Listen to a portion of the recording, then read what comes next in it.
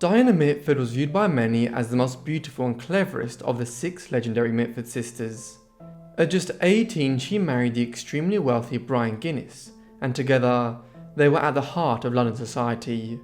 It seemed like she was set for life, but Diana soon fell in love with another man and would end up mixing with top Nazi officials, becoming an extremely controversial figure. Join me as we explore her story. Diana Mitford was born on the 17th of June 1910 in London, England. She was the 3rd daughter and 4th child of David Freeman Mitford, 2nd Baron Ruysdael and Sidney Freeman Mitford, whose maiden name was Bowles, and who hailed from a literary family. Her father was a noted eccentric, and her mother held political views which would later shape Diana's life.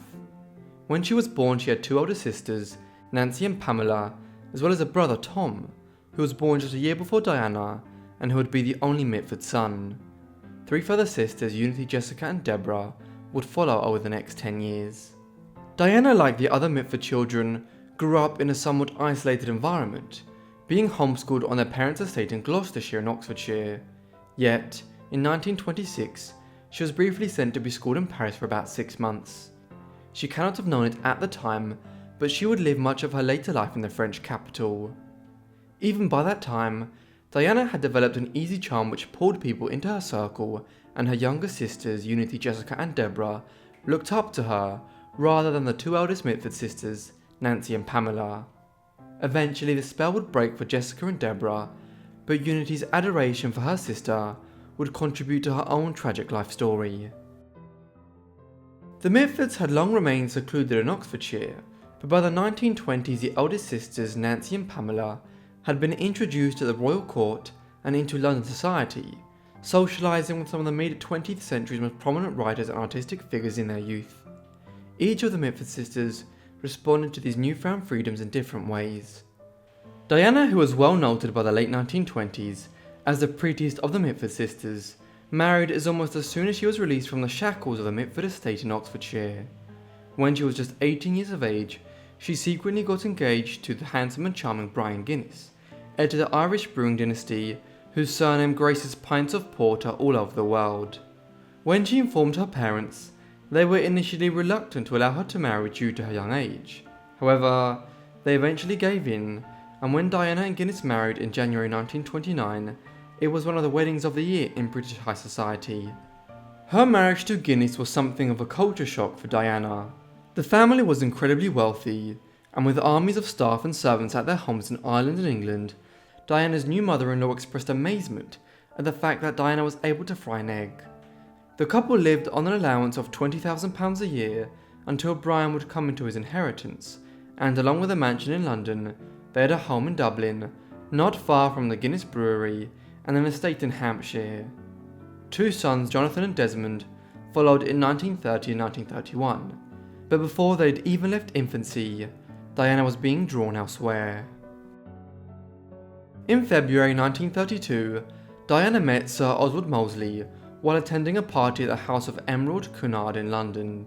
Mosley was judged by many to be one of the most promising politicians in Britain in the 1920s, one who had previously been a member of the Conservative Party before crossing the aisle to the Labour Party in the mid-1920s. When Labour entered government in 1929, he was appointed as Chancellor of the Duchy of Lancaster. However, when the Labour Party membership rejected a memorandum which he had drawn up in 1930, one which outlined a plan for how to reduce the massive levels of unemployment which had emerged in Britain following the Wall Street crash and the Great Depression, he left Labour too and started the New Party, as it was originally called. In 1932, right around the time he met Diana, the New Party became the British Union of Fascists, with Mosley as its leader. Despite the fact that both Diana and Mosley were married and their 14-year age gap, they were soon having an affair. Shortly thereafter, Diana decided to leave her husband and became Mosley's mistress, horrifying her family and scandalising British society. Oswald, on the other hand, refused to leave his wife, Lady Cynthia Mosley, but she died not too long after in 1933, due to complications arising from peritonitis. Despite Diana's divorce and the death of Lady Cynthia, the couple wouldn't marry until 1936, as Mosley didn't commit to the relationship for several years. For example, He was briefly involved in a relationship with his sister-in-law, Lady Elizabeth Metcalfe, after his first wife died. Oswald and Diana finally married on the 6th of October 1936. This took place in Germany, in one of the homes of the Nazi propaganda minister, Joseph Goebbels, and Adolf Hitler was even present at the event.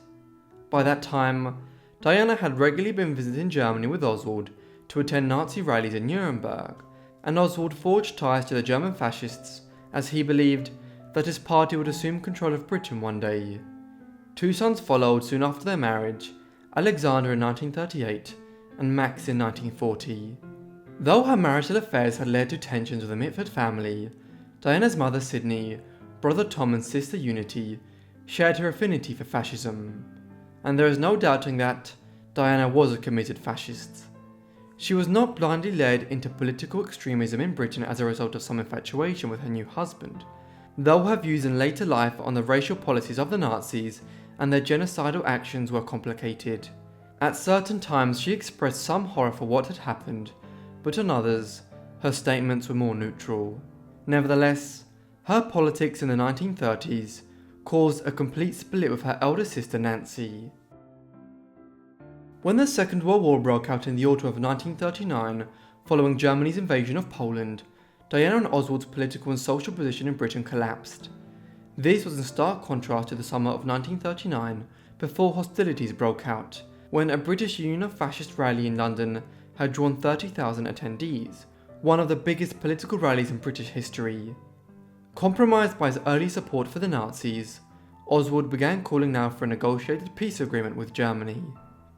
Perhaps somewhat surprisingly, given the danger it posed, the British government did not move to ban the British Union of Fascists until the 23rd of May 1940, following the Passage of Treachery Act that day. 5 weeks later, Diana and Oswald were arrested on the back of undoubtedly well-founded fears that the British government had that the Mosleys and their followers would act as a fifth column for the Nazis in England if they were allowed to remain free. Thus, Diana was imprisoned in Holloway Prison in London. Oswald was held separately at first, but in December 1941, the Prime Minister Winston Churchill, who knew Mosley well since the 1910s, intervened personally to allow Mosley to be moved to Holloway Prison as well. They remained there until late 1943. By that time, the fate of the war was clear, and the Mosleys were no longer perceived as a grave threat to British security. Consequently, they were released from prison, but remained under house arrest for the remainder of the war. The Mosleys were effectively social outcasts in Britain after the war ended. Nevertheless, Oswald attempted to revive his political career, in large part by reimagining himself as an advocate of a pan-European state. This was popular at the time, as several Western European states began the process of creating what would eventually become the European Coal and Steel Community, and then the European Economic Community. He also established a union movement as a far-right successor to the British Union of Fascists in 1948, but it didn't gain any traction in the short term. Ultimately, the Mosleys were unable to leave behind the shame which came with their association of the Nazis in the 1930s. Accordingly, once they were given their passports back by the government in 1949, they began making plans to leave Britain. Diana, Oswald and their 2 sons left Britain in 1951, relocating first to Ireland, where they settled first in Galway and then at Fermoy in County Cork. Yet, they spent most of their years in exile living at Orsay in Paris, with occasional visits to South Africa as well, where their politics were far more acceptable to the far-right apartheid regime run by the National Party. It was a curious life in exile. Oswald was frequently unfaithful, and Diana was certainly aware of his affairs, but ignored them for the most part. When asked about her ties to the Nazis in the 1930s, she expressed outward revulsion for the Holocaust and the genocidal and racial policies of the Nazi regime, but she also refused to entirely disavow her friendships with Hitler and the other senior Nazis. In one interview she had the following to say: "They'll go on persecuting me until I say Hitler was ghastly. Well, what's the point in saying that? We all know that he was a monster, that he did very cruel and terrible things, but that doesn't alter the fact that he was obviously an interesting figure. It was fascinating for me at 24 to sit and talk to him, to ask him questions and get answers, even if they weren't true ones. No torture on earth would get me to say anything different." In the many interviews she gave over the years, and accounts of which her friends and acquaintances provided, there is little doubting that she was anti-Semitic, once pondering in an interview with the Guardian newspaper that Europe's Jews should have been relocated to Uganda, a thinly disguised allusion to a Nazi plan to deport the continent's Jewish people to the African island of Madagascar, which had briefly been considered in 1940. While the Mosleys were effectively unable to involve themselves in any substantial fashion in British politics after the war, both she and Oswald wrote and published extensively during these decades. In order to facilitate their work, they established Euphorion Books, their own publishing company, which they named after a character in Wolfgang Goethe's Faust. Mosley subsequently translated Goethe's work and published it through Euphorion.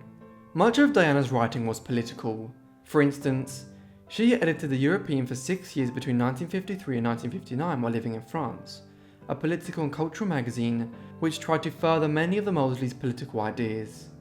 Curiously, the magazine was in favour of British entry into the newly founded European Economic Community. More broadly, the European included contributions from the American poet Ezra Pound, who had been a fan of Benito Mussolini and Italian fascism, and the South African poet Roy Campbell, and the British writer and royal advocate Henry Williamson, who, when not creating the character of Tarka the Otter, was a supporter of European fascism in the 1930s. Diana also published several books.